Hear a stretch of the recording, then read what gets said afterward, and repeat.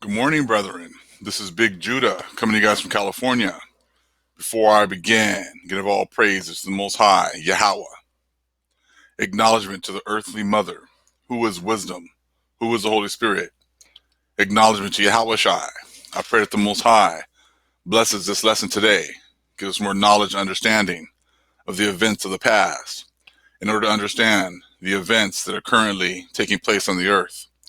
So we may get a much better understanding of the events that are soon to come on the earth.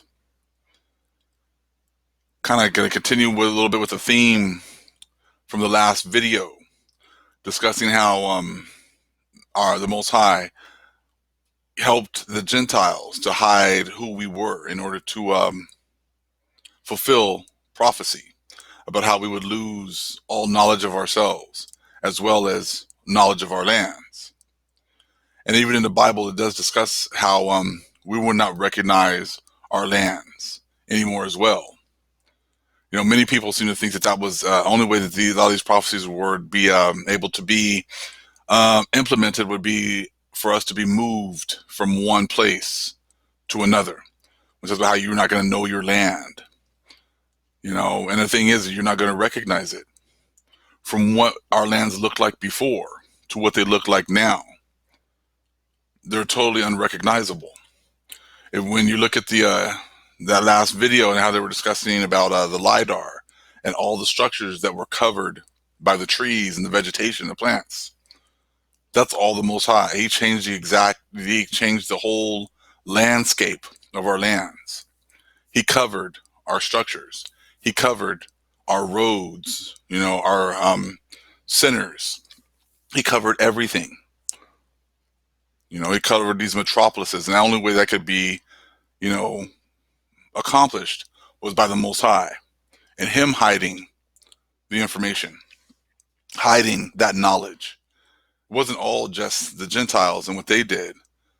That's what it talks about, how the Most High will become, you know, an ally of your enemies when he turns his back on us. And that's exactly what it is. That's exactly what he did.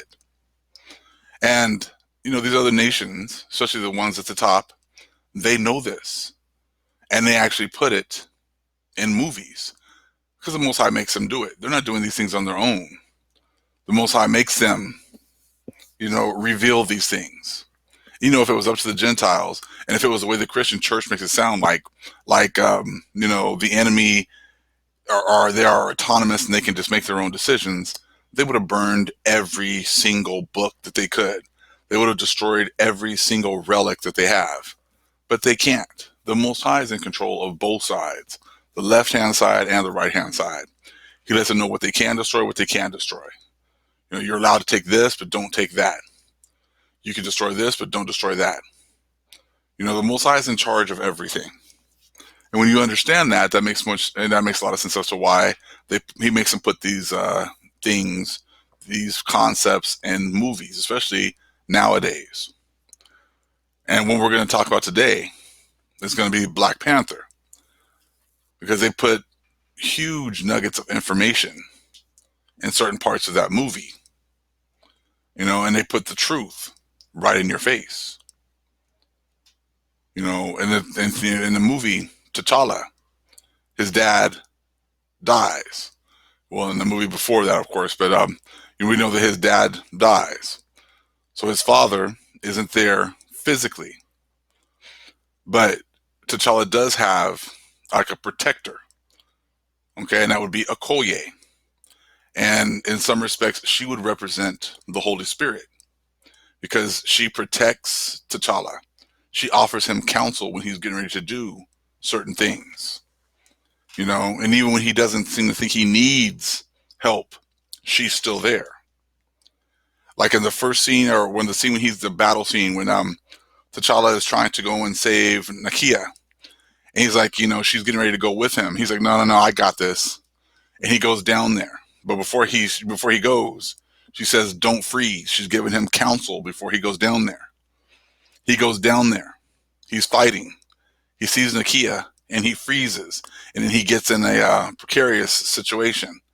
And then Okoye shows up and helps him finish the battle off. because she already knew that he was going to freeze and that he's going to need her help.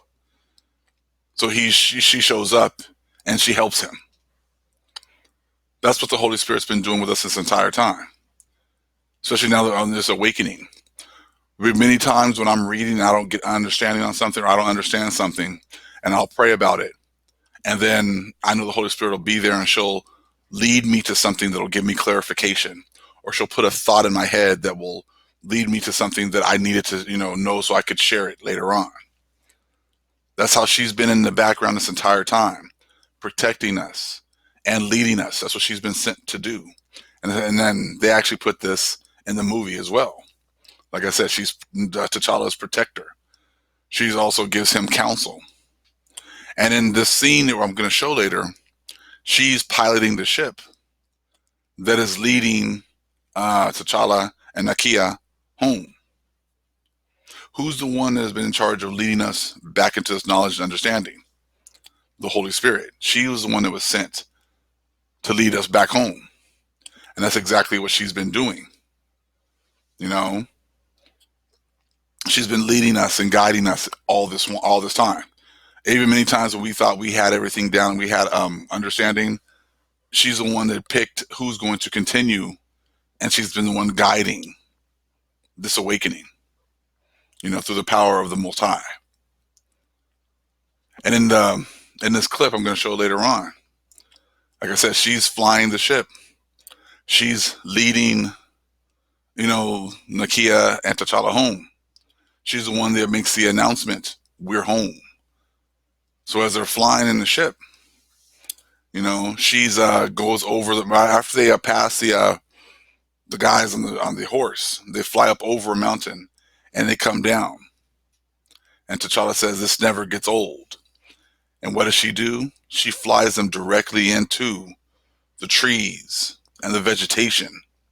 Just like I said before, with this LiDAR is exposing what's underneath all this foliage. And they're trying to, have expeditions to kind of go down into the jungle and cut through everything so they can confirm what's there.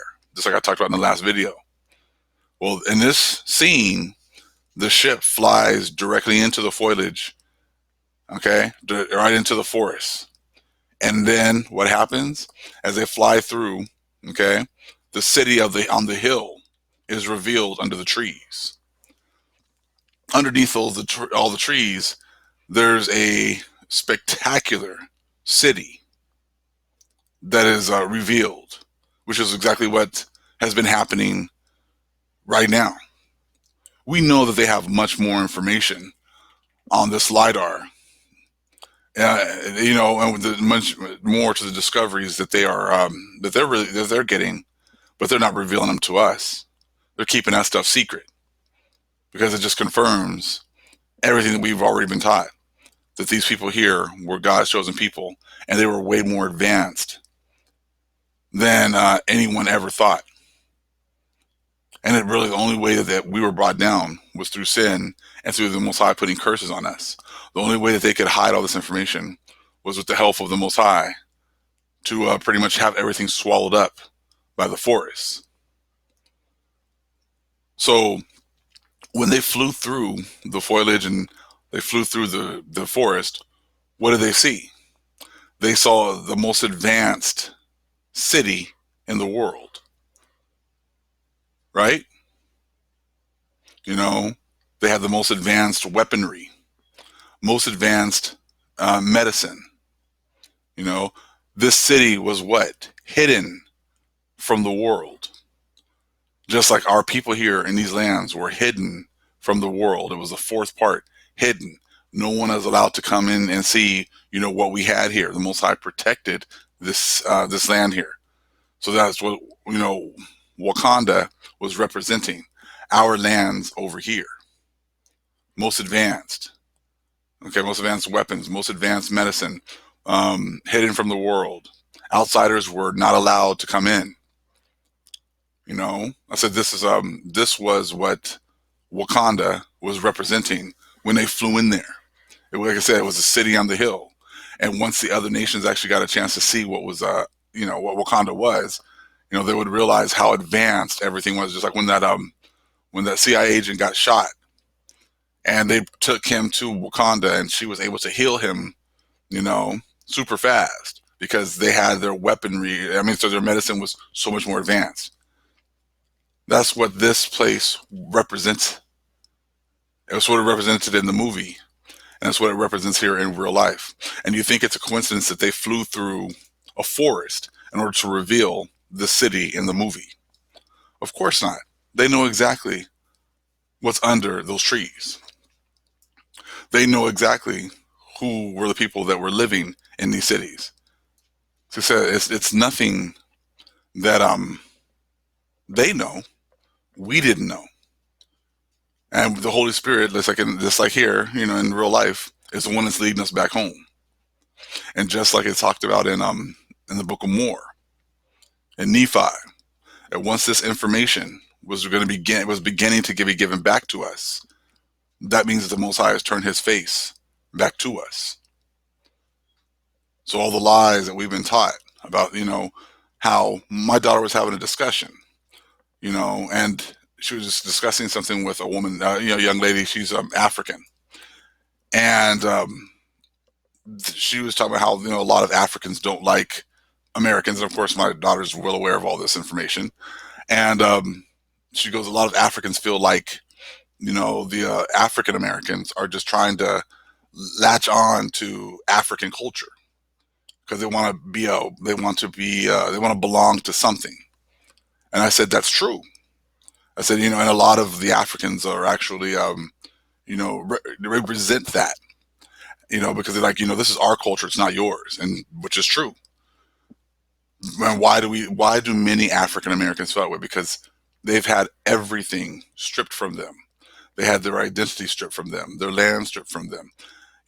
Everything that makes us a nation, our lands, our language, everything, names, culture, everything was stripped from us.